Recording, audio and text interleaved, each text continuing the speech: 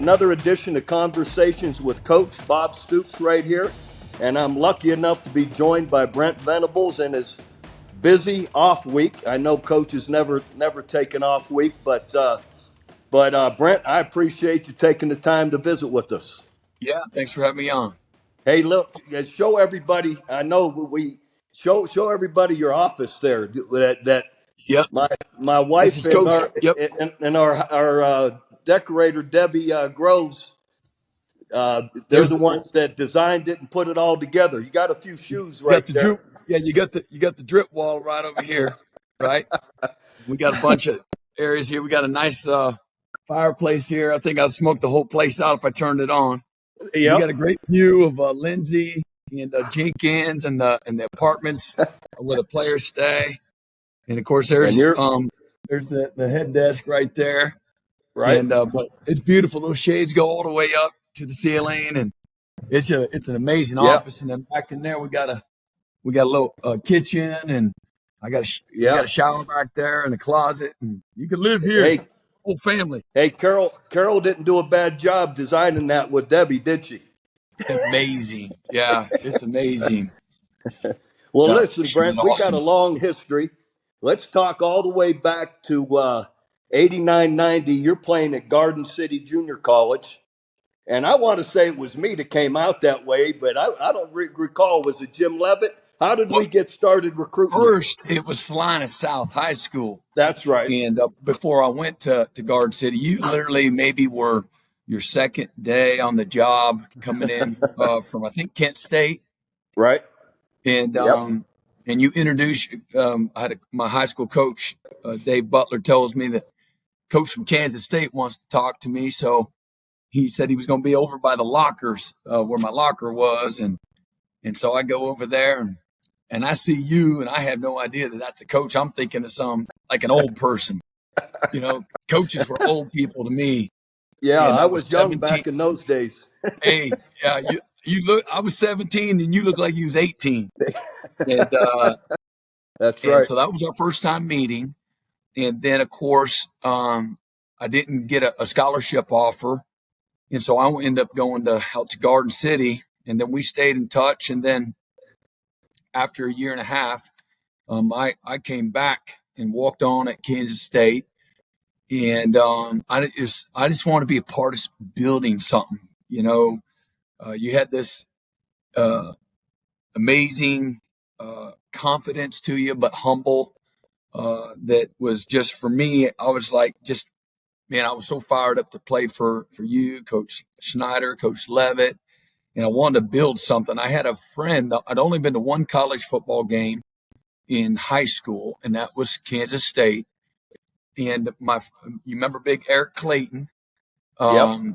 from Salina Central. So Eric was a really good high school friend of mine, and he went to Kansas State on scholarship out of high school, and I went to Garden City, and then I started trying to help recruit all these guys at Garden City to try to get everybody to go to K-State.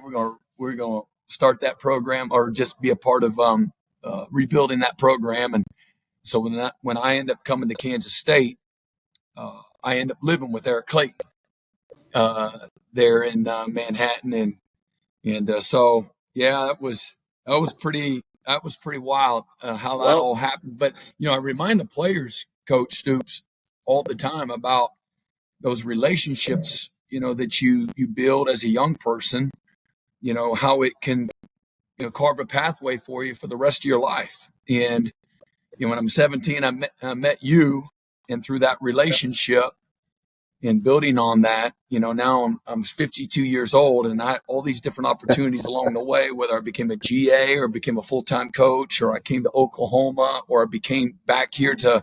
Oklahoma as the head football coach, all came from that first conversation and relationship with you. And so it's no surprise that's what people and relationships, what it's all about. But man, I'm incredibly indebted to you Well, for all of my opportunities in life. you've earned them the whole way. You know that, and you were part of turning it around. And at Kansas State, 91 and 92, we really broke open and started winning at Kansas State with Coach Snyder, of course. And then your linebacker crew was you, Kirby Hocutt, and Mike Eckler. Yeah. And Laird Veach. And Laird Veach.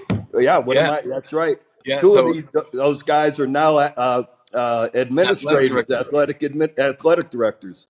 Yeah. That Exactly. was just, yeah, that foursome, has done, Coach Eckler's at Tennessee doing great. And Yep. he's been everywhere from LSU and Georgia, Nebraska and Yep. Southern Cal. And Yep. Laird's done a fabulous job. He's the athletic director. Um, uh, I forget where he's the athletic director. He's at Memphis. Okay. And Yeah. certainly Kirby's And at Kirby's Texas Tech. right. And you became a GA, a grad assistant for us right after playing 93, 94, 95. Yep. And we're getting ready. I'm part of the group that wants to hire you full time to be the linebacker coach when Bob Cope left. Right. Correct? And Yes, sir. and sure enough, though, no, Jim Levitt left to take over to start the South Florida program. That's what That's it right. was. Yep. And then we hire Brent, and you're going to be our linebacker coach. My brother Mike Stoops is coaching DNs, outside backers, and I end up leaving to go to take the Florida job, the coordinator job. So Yeah. that was, but you were on your way. You got it started, and you and Mike then were together all those years at Kansas State, had a ton of success. And Yeah. then fortunately, and this is what I want to get to, you come with me here in 99, you and Mike as co-coordinators, you with the backers, Mike with the secondary. And what we inherited, just give a little summary of what that looked like when we walked in here.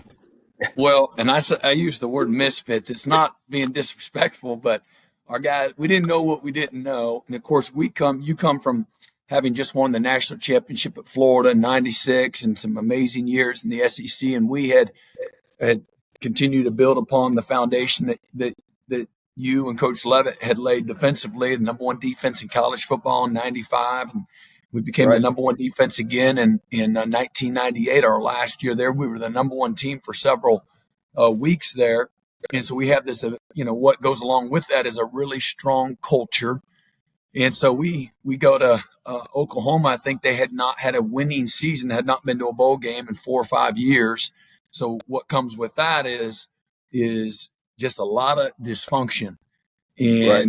And so we come to Oklahoma, and your perception is one thing, and then you get here and it's just messy. It was a very messy place. And to say that Absolutely. with all due respect, Yep. I saw a fist fight in my linebacker meeting, the very first linebacker meeting I ever had. Guys got in a fist fight, and I'm pulling guys apart, and of course, our first workout or so, guys were falling out in the warm up, Schmitty's warm up, puking all over the place, tapping Yeah. out. And, we I just had a remember lot. I remember I had to give my staff, you guys, a pep talk after the first practice. Yeah, we were pretty depressed quickly. But We just had a long way to go. and I'll say this, those guys accepted us. The ones who stayed and didn't quit, they accepted us. And talk about that transition from 99 to 2000 and kind of like what you're seeing right now. We got it, we're only halfway through the season, but from a year ago to now, the change in attitude.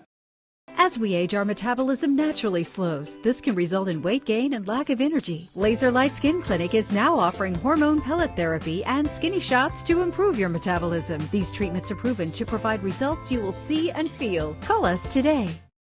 Yeah, the players ultimately are the ones, as bought in, and we had a really good foundation of some young players, and then we that were already here, and then we had recruited, guys. We had 2 weeks to recruit, is it? Right. You took the job, or we all came together. Our first staff meeting was mid-January, and next thing you know, we get guys like Josh Heupel and Torrance Marshall and Derek Strait and Brandon Everidge and Quentin Griffin, amongst others, were in that freshman class, and they all certainly contributed as young players. But the players bought in. Once we kind of we had to trim the fat, so to speak, and figure out who wanted to stay, who was going to be committed to, the standards that you had laid out, Mm-hmm. and a lot of work, a lot of therapy, Like you said, a lot of therapy from you to us. And but we just kept our head down. We, as you know, we were incredibly competitive that first year. Lost a couple of games. We jumped out big on Notre Dame and Texas and couldn't hold on. We just didn't know how to win. So reestablishing, some of those things, belief and confidence, and certainly the know-how, the execution, the ability to execute, all those things. So we're on the wrong side of it a few times, but we lost a heartbreaker right there at the end in our bowl game against Ole Miss. That was I remember that like it was 10 minutes ago on the headset. And Deuce McAllister was number Yeah. one in the country in kickoff returns, and we had been smashing him all game long, kicking it off to him. That's what we were going to do. And so then it's like, all right, what do we do here? What do y'all think? And Bobby Jack's like, hell, we've been stoning him all day. Let's kick it off. And he was like, yeah, let's kick it off. And sure enough, he brings it past the 50, they get first downs and kick a game-winning field goal right there at the end. And he was how fitting due. that was. Yeah, he was due. Yeah. And then we were on the bus, and it's New Year's Eve. We're coming across it might have been the Mississippi River. I don't know where we were down in Shreveport. Yep. We were going across this bridge, and it was just past midnight, and you could see off we're on the defensive bus, and you could see all the fireworks going off, but it was silent because, we just lost and everybody was quiet. And then and of course I'm like this, and you hit me and you're like, you know what? He says, it's probably pretty good that we didn't win too many games too soon. We won just enough to get them excited, and you don't want to win too much too soon. I'm like, that's a great perspective. And then, of course, we go 13-0 the next year. But the next year, we have this great foundation coming back. And what you remember at the beginning, you didn't feel like you were very good. Of course, that's me just not feeling we were very good. But our guys we got better and better and better as the season went on. And you really had no idea how good we could be. But our guys didn't worry about that. They just had their head down and just went to work, and then developing, a culture of toughness and physicality and discipline and fundamentals. And you look up and we beat 3 straight top 5 teams in the country. And I'll never forget it, beating Nebraska, the third of those, that Red October. Yep. And the first time in 100 years, they tore the goalpost down. Yeah. Unbelievable. It was very surreal. But in the end, but all the adversity we faced, but you always looked the adversity right in the eye, like, oh yeah, I knew this was coming. This is exactly where we want them. And whether it was Nebraska when we were down 14-0, and you told us just to settle down, we'll be fine, and or you go all the way fast forward to Florida State. In the first play of the game, our whole game plan was to play cover 2.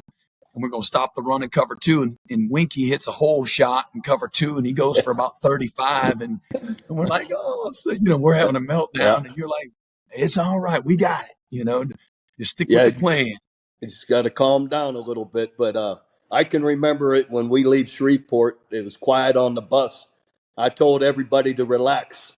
I said, look, it was like you said, it was midnight, New Year's here. I said, everybody you go ahead and talk, relax a little bit. I said, we got bigger things coming than to lose the Independence Bowl. I said, no, let's enjoy the evening. Everybody relax, because it was dead quiet. Yeah. And we did have more coming. And like you said, that year, 2000 year, we got better every single week as we went through the year. And you referred to it a little bit this past week after the Texas game. This is reminding you a little bit how this team is, and in the way they're progressing and how hungry they are. Yeah, and I've told the team this several times here the last few weeks when they're starting to, after Cincinnati, we're starting to just different ways develop an identity, who they decide they want to be and who are we becoming. Is we may not be individually any one player or any one unit, offense, defense, kicking game, quarterback, receiver, linebacker, D-line. We may not be the best in the country at any one area, but the sum of our parts, man, we're coming together. We're pretty dang good. And we've Right. got plenty that we got to improve and get better at. But us together collective, this is a team that what I see, what my eyes tell me is there's love, there's trust, there's respect. They bring out the best in each other. They don't mind the hard work. They have great self-awareness, which allows you to continue to grow and improve. We don't have a bunch of egos on the team, but we're really developing an identity of toughness and physicality and showing up every day with the right mindset. Welcome to the 2023 FFB Awards highlights. And First Fidelity Bank is on a tear right now.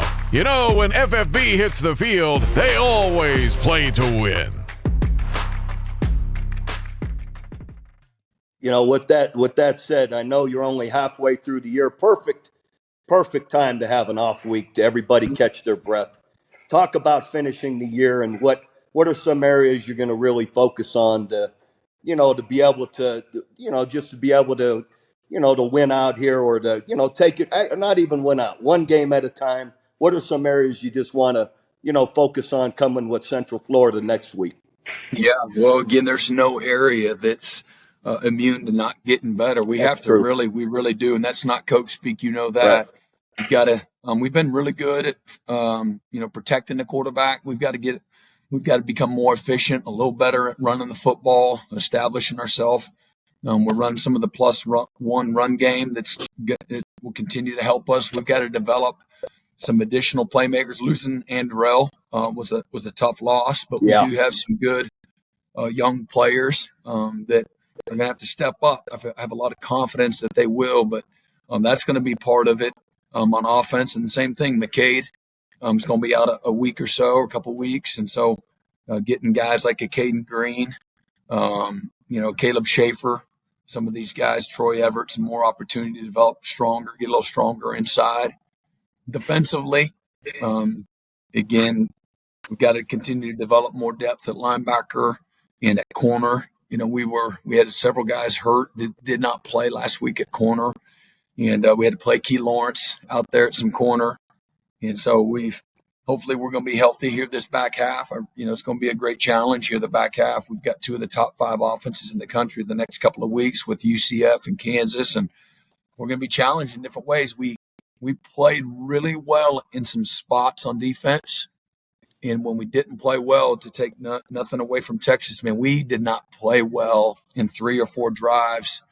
We have a bust on 4th and 2. And, we do a poor job of coming off a guy, just leaving him wide open on a 4th and 2 for a touchdown. And then we let him run the ball up the boundary there, a 30-yard run. We're supposed to have a safety coming off the edge there, and can't do that. We got to make people earn it. And so we got to play more consistently on defense. And, as we saw situationally, we've been playing pretty dang good. We've been better on 3rd and 4th down. We're better in the red zone. We're better in the middle 8, close the first half and open the second half up. And, but we've really got to develop a better identity from an explosive play standpoint and the consistency standpoint on defense. But our scoring defense has been really good. Disruptive, spots have been really pretty good, tackles for loss and sacks. But just being a little more consistent, make people earn things, on defense, become more efficient at running the football on offense, and continue to push the envelope when it comes to explosive plays on offense and attacking people downfield. And there's a delicate balance. We wanted to be more efficient this year. We didn't want to be in as many 2nd and 10s and 3rd and 8s as we were a year ago. And so some of that is give and take and being a little more patient so we can be more efficient. But we've improved in every area offensively except explosive plays. And we've improved in every area on defense, again, through the first half of the season as well. And then the kicking game, we've really been pretty dang good up to this last game. And then we gave up the fake punt and lost the edge on that. We got a punt blocked for a touchdown, and we had a big return. It was a 35-yard field position with the penalty. We got it out to the 50 and had the penalty and brought it all the way back. And so, that set us back, but we've really been pretty dang good creating explosive plays in the kicking game. And we've been efficient at punting the ball. Not nothing special, but we've been efficient. But we had a shank last week. We missed a field goal last week, so not a great showing. We're fortunate to have overcome Right. those mistakes in the kicking game to beat a quality team, like Texas. So it literally is every area we've got to continue to improve and get better. And we've spent the week self-scouting, looking Right. at ourselves from an opponent's lens and what are the tendencies, whether it's splits or motions or tilt in the secondary or linebacker alignments or front, all the things that maybe we're Sure. tipping our hand. And so we've really tried to do a good job of looking at ourselves this week and try to break some of those tendencies and things of that nature as well. Well, I appreciate you taking the time, Brent, to visit with us. Our fans out there all want to know what we're doing on the off week and how we're going to move forward. And you got a Yeah, great plan, and you enjoy your weekend off and enjoy your family. And I'll see you back. thank you. I'll see you back at the facility sometime next week. All right, sounds good, Coach. You enjoy yourself. Good to see you. Boomer All right, Sooner. Boomer Sooner, buddy. Appreciate it. Right. That wraps up this installment of Conversations with Coach.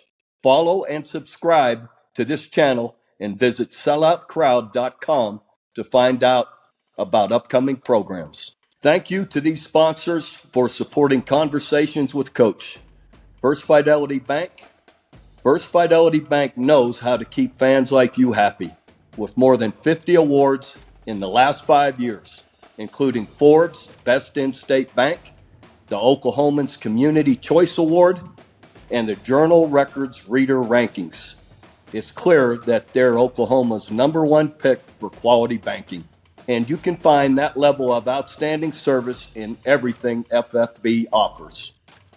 Open an account at an award-winning bank today at ffb.com. First Fidelity Bank. We go where you go. Laser Light Skin Clinic, Rose Hill Builders, Oklahoma Ford Dealers, 988 Oklahoma's Mental Health Lifeline.